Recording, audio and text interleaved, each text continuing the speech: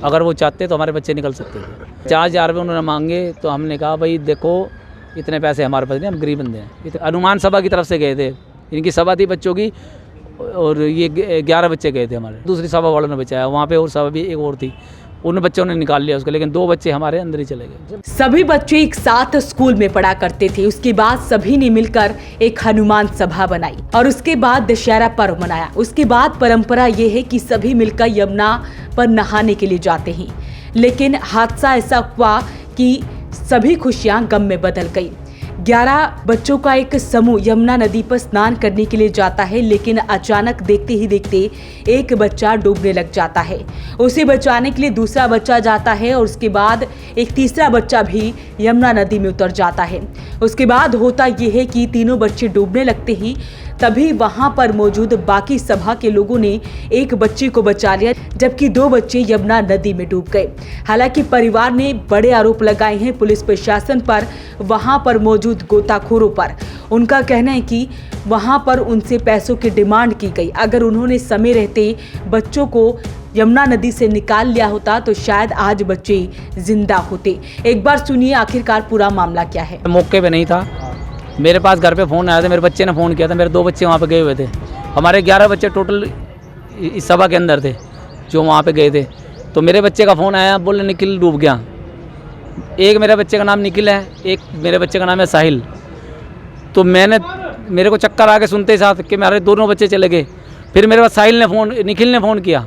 2 निखिल थे वहाँ पे, एक दूसरे का बच्चा था छोटा, एक हमारे वाला।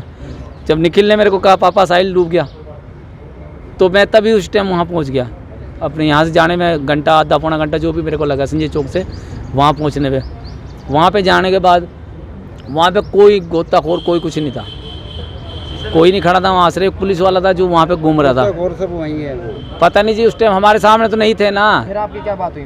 फिर वहाँ पे पुलिस वाला आया, मैंने उसको भी कहा बुलाओ, कह रहे गोताखोर बुला रखे हैं, आ रहे हैं। आधा पौने घंटे बाद फिर वो आए, पता नहीं कहाँ से बुलाए। वो कह रहे प्राइवेट गाँव के हैं, यहाँ के नहीं है। तो उन्होंने फिर अपने एक बार अंदर गए, एक बार अंदर जाके फिर बाहर आ गए। अपने वो बात करते रहे जो भी बात थी, लेकिन उनकी मेन बात थी पैसे की। उन्होंने पैसे की डिमांड की थी, पैसे चाहिए। मैंने उनसे कहा पैसे पूछे कुछ है तो बताओ। वो बोले भाई 2,000 रुपये दे दे, और हमारे से ना ये बच्चे ऐसे नहीं निकलेंगे, हम अपनी गाँव से नाव बुलाएंगे, प्राइवेट जो उनकी होगी अपनी। तो एक बच्चा तैर के गया परले पास से, तो फिर वो 1 घंटे 1.5 घंटे बाद वो आया।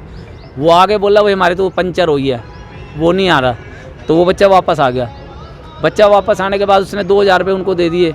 उन्होंने मेरे को वापस पकड़ा दिए कि ले भाई 2,000 रुपये हमारी वो नहीं आएगी। जो वहाँ के प्राइवेट जो गांव के जो वो तैराक थे, और जो ये दूसरे वाले तैराक थे वहाँ बैठे आराम से, 1-2 होंगे बैठे साइड पे।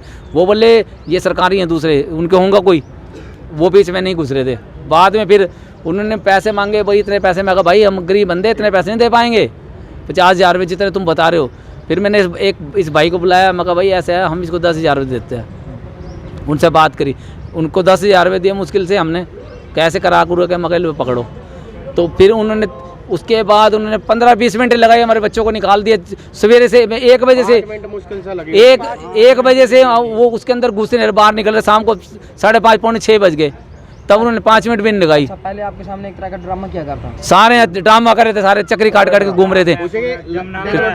लेकिन जब आपने पैसे दिए तभी निकाल दी उन्होंने, 15-20 मिनट भी लगाए। उनको पता होगा तभी तो, नहीं तो मेरे बच्चे बच जाते, हमारे दोनों बच्चे अगर सही टाइम पे निकलते हमारे बच्चे बच जाते। पुलिस प्रशासन को भी विनती की, हमने विनती करी है, इधर वाले भी थे उधर वाले भी थे, सबसे विनती करी। वो उनकी तरफ उंगली करें, वो उनकी तरफ उंगली करते हैं। बताओ, लापरवाही भी देखने को मिल रही है, सारी लापरवाही थी, वहाँ पे कुछ भी नहीं है। फिर 2,000 रुपये मैंने इधर वालों को दिए, अपने हरियाणा वालों को, चौंकी वालों को। इन्होंने कहा भाई 2,000 रुपये दे दो, बपुल्ली से वो नाव आएगी। कब आएगी? वो नहीं आई। हमारे बच्चों को निकाल लिया, कब निकाला? बाद में जब पैसे की बात हो गई, इतने पैसे तो हमने पैसे दिए, तो बच्चे वो निकल गए हमारे, वो नाव नहीं आई उनकी। मेरे पास रसीद पड़ी है उसकी, पेट्रोल जो डलवाया। अब बच्चे हमारे अंदर है। कौन से बच्चे? हमारा एक साहिल है, एक अर्जुन है। आपका बच्चा? मेरा बच्चा साहिल है, बड़े वाला, संजय चौक इमाम साहब जी। जो दशहरे के बाद नहाने के लिए गए थे, ये जो छोटा बच्चा था अर्जुन, इतना बच्चा है 12 साल का, वो भाग के सीधा अंदर घुस गया। जैसे वो अंदर भाग के अंदर गया तो मेरा बच्चा उसके साथ ही भाग लिया, भैया एकदम से घुस गया, उसने हाथ यूँ मारे। आपके बच्चे की कितनी उम्र थी? मेरा 22 साल का लड़का है, वो 12 साल का लड़का था जो भाग के गया। वो छोटा बच्चा, वो सारे एक ही स्कूल में पढ़ते थे बच्चे ये। तो उसने उसको पकड़ के खींचा, तो साथ में फिर एक लड़का और इन्हीं की सभा का बच्चा एक और गया, उसने भी उसका हाथ पकड़ लिया। मेरे बच्चे ने, साहिल ने उसको पकड़ रखा था, उसने फिर हाथ छूट गया, उसके भी सांस फूल गए। फिर वहाँ कोई और सभा थी, उन बच्चों ने उस बच्चे को निकाल दिया और हमारे जो 2 बच्चे थे वो अंदर चले गए। अगर ये चाहते तिराक तो उनको फटाफट निकाल सकते थे। आपका नाम? तो मामला है संजय चौक स्थित एक कॉलोनी का। परिवार ने बताया कि बच्चे वहीं के रहने वाले थे और यमुना नदी पर स्नान करने के लिए गए थे, लेकिन समय पर ना तो गोताखोर पहुंचे ना ही पुलिस प्रशासन, जिसकी वजह से बच्चों की इस तरह से दर्दनाक तरीके से मौत हो गई। ऐसे परंपरा हमारे शहर में है दशहरे की। इस उपलक्ष्य में बच्चों ने व्रत रखा था। व्रत मिलाप के बाद बच्चे नहर पे या हरिद्वार नहाने जाते हैं। तो इनका बच्चे 11 बच्चे थे, ये जमुना के लिए नहाने लेके गए थे। बड़ा इनके साथ कोई था नहीं, बच्चे थे। तो जैसे वो जाके नहा रहे थे, कूद रहे थे। अब राम ही जाने परमात्मा क्या दुर्घटना हुई है।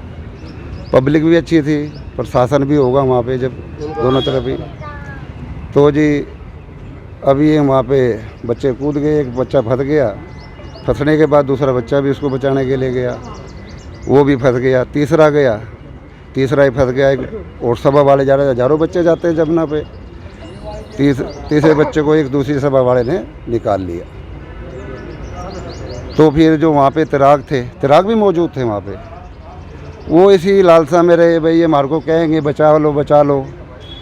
मेरे सुनने में आया है, ये मेरे भाई बता रहे हैं, भाई 50,000 रुपया एक बच्चे का बचाने का मांगा उन लोगों ने। जो तराक है वहाँ पे, अगर वो चाहते तो वो दोनों बच्चे बच सकते थे। करा के जैसे ये भाई साहब हमारे साथ हैं, ये दूसरे बच्चे के पिताजी हैं, इन्होंने 2000 रुपया वोट वाले को दिया। 2000 वोट वाले को दे दिया। वोट लेने गया, वो शाम तक वोट लेके नहीं आया। फिर पुलिस प्रशासन को भी भाई ने रिक्वेस्ट की, वो कहने भाई पेट्रोल नहीं है, उनको भी 2000 रुपये दिए। 2000 रुपये भाई साहब ने पेट्रोल वाले को, पुलिस और प्रशासन वाले जो भी थे वहाँ, उनको दिए। उन्होंने भी कोई गौर नहीं की। उसके बाद करते कराते जैसे कि पुलिस अधिकारी आते रहे या कोई अफसर आता रहा, उन्होंने 20,000 में तय की बच्चों को निकालने की। जब वो तराक है ना, बच्चों को निकाल के ले आए। अगर तराक चाहते तो हमारे बच्चों की दोनों की ज़िंदगी बच सकती थी। अगर सही टाइम पे तराक जाता, उसी टाइम ही 10,000 रुपया तो दिया फिलहाल नगद। 10,000 में 10 मिनट नहीं लगे वो बच्चों को बाहर निकाल लाए। प्रशासन है उसकी वहाँ पर ढील देखने को मिली है। प्रशासन की तो बिल्कुल लापरवाही है। प्रशासन का कोई वहाँ रूल नहीं है, ना कोई व्यवस्था है, खुला है, जंगल राज है। तो प्रशासन से क्या अपील करते हो आप? हम प्रशासन से ये मांग करते हैं, जैसे हरिद्वार के अंदर जंजीरें लगी हुई हैं, वहाँ पे भी रस्सी वगैरह का साधन, पीलर पालर लगा के रस्सियों की व्यवस्था करनी चाहिए। अब तो ये बच्चे के हज़ारों की तादाद में जाते हैं व्रत मिलाप के बाद। आगे भी ये जैसे नहान आता है जमुना का, जब भी लाखों लोग जाते हैं, क्या व्यवस्था है पुलिस प्रशासन की तरफ? कुछ नहीं। तो ऐसे में परिवार ने बड़े आरोप लगाए हैं पुलिस प्रशासन और गोताखोरों पर कि वहां पर समय रहते किसी ने मदद नहीं की। तो क्या कहेंगे इस वीडियो को लेकर, हमें कमेंट बॉक्स में जरूर लिखें। वॉइस ऑफ पानीपत के लिए सूरज शर्मा के साथ कुलवंत सिंह की रिपोर्ट।